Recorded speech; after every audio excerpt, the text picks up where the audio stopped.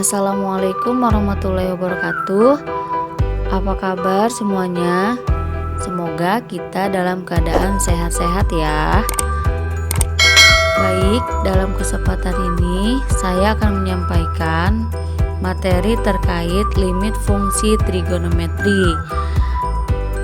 Sebelum kita ke materi, saya akan menyampaikan kompetensi dasar dan tujuan pembelajaran. Kompetensi dasar yang pertama menjelaskan dan menentukan limit fungsi trigonometri. Dan yang 4.1 menyelesaikan masalah berkaitan dengan limit fungsi trigonometri. Untuk tujuan pembelajaran, mengidentifikasi gambar yang berkaitan dengan limit fungsi trigonometri, mengidentifikasikan masalah yang berkaitan dengan limit fungsi trigonometri, menjelaskan pemecahan masalah yang berkaitan dengan limit trigonometri, menjelaskan penerapan limit fungsi trigonometri dalam pemecahan masalah, menyelesaikan masalah yang berkaitan dengan limit fungsi trigonometri, menerapkan limit fungsi trigonometri dalam pemecahan masalah, mempresentasikan gambar yang berkaitan dengan limit fungsi trigonometri, mempresentasikan pemecahan masalah yang berkaitan dengan limit fungsi trigonometri, mempresentasikan penerapan limit fungsi trigonometri dalam pemecahan masalah. Nah, limit fungsi trigonometri. Untuk pengertian limit fungsi trigonometri, limit trigonometri adalah nilai terdekat suatu sudut pada fungsi trigonometri. Perhitungan limit fungsi trigonometri bisa langsung disubstitusikan seperti limit fungsi aljabar. Namun, ada fungsi trigonometri yang harus diubah terlebih dahulu ke identitas trigonometri. Untuk limit tentu, yaitu limit yang apabila kita langsung substitusikan nilainya bernilai 0, namun bisa juga menggunakan teorema limit trigonometri. Nah, nanti kita akan menyelesaikan dalam contoh soal. Nah, untuk caranya ada 5 cara untuk menyelesaikan limit fungsi trigonometri. Yang pertama dengan metode numerik, yang kedua substitusi, yang ketiga pemfaktoran, yang keempat kali sekawan, yang kelima menggunakan turunan. Nah, macam-macam trigonometri dan identitas, rumus kebalikan. Nah, ini kalian pernah diberikan rumus-rumus ini di kelas 11. Identitas trigonometri, rumus jumlah dan selisih, rumus perkalian, rumus sudut rangkap. Nah, dan di sini ada teorema, ada teorema A, ada teorema B yang nanti kita akan bahas satu persatu.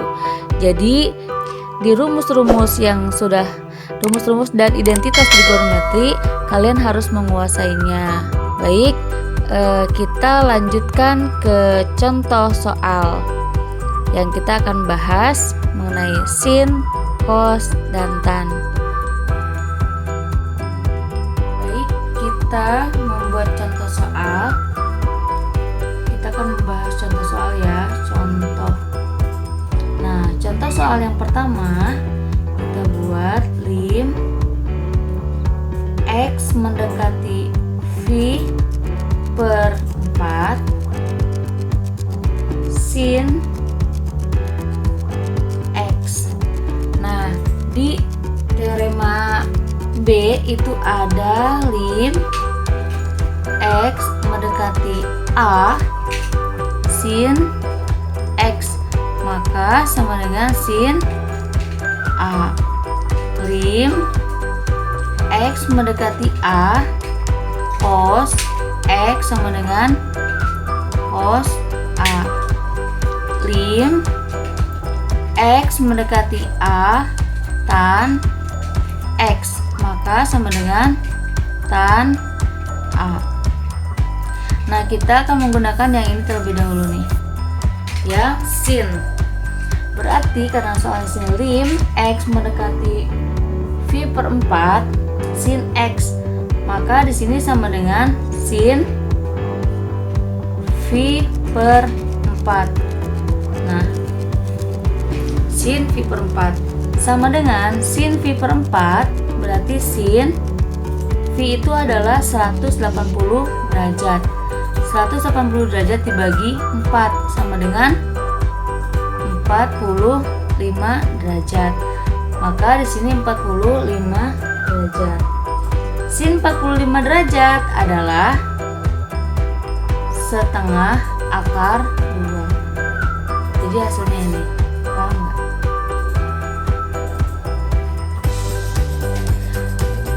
Kita coba contoh soal yang kedua. Lim, kita akan menggunakan yang cos ya. X mendekati V per 6 cos X sama dengan, berarti sini cos V per 6. Nah, sama dengan cos V per 6, berarti di sini V-nya 180 derajat dibagi 6 sama dengan 30 derajat.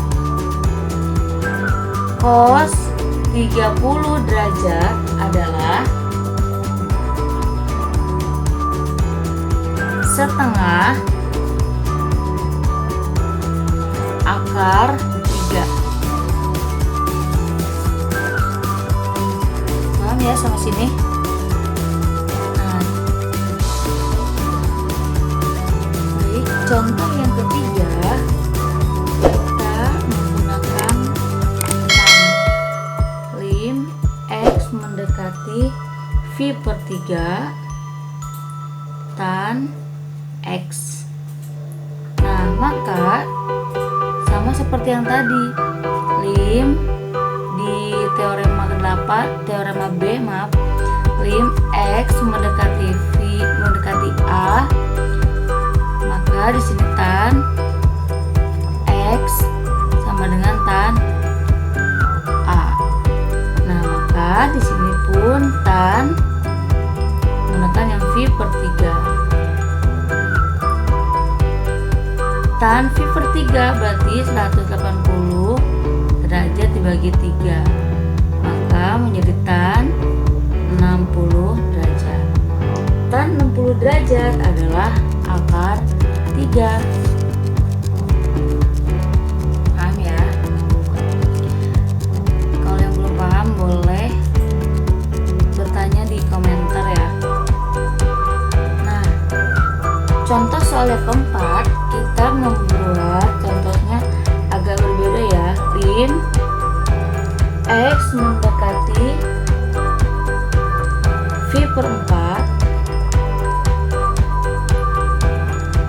sin X plus cos X. Maka kita rubah langsung di sini ya, menjadi sin, kita X nya kita gantikan dengan V per 4, sin V per 4 ditambah cos V per 4 sama dengan. Nah, terus sin V per 4 tadi kita sudah ya, V per 4 itu adalah sin 45 derajat, karena 180 derajat dibagi 4 sama dengan 45 derajat, ditambah cos 45 derajat sama dengan, lihat, sin 45 derajat sama cos 45 derajat ini angka cantik banget ya, karena nilainya sama, 1/2 akar 2 ditambah 1/2 akar 2. Nah, karena penjumlahan akar kalian pernah belajar di kelas 10, karena akarnya 2 dan ini pun 2, maka bisa dijumlahkan. Jadi setengah ditambah setengah adalah 1. 1 akar 2. Bisa kita tuliskan saja akar 2 cukup. Paham sampai sini? Nah, kalau misalnya kalian menemukan soal soal yang berbeda, misalnya 1/2 akar 3 ditambah 1/2. Ini sama, tapi akarnya di sini tidak mempunyai akar yang setengah, maka tidak bisa dijumlahkan. Cukup sampai di sini.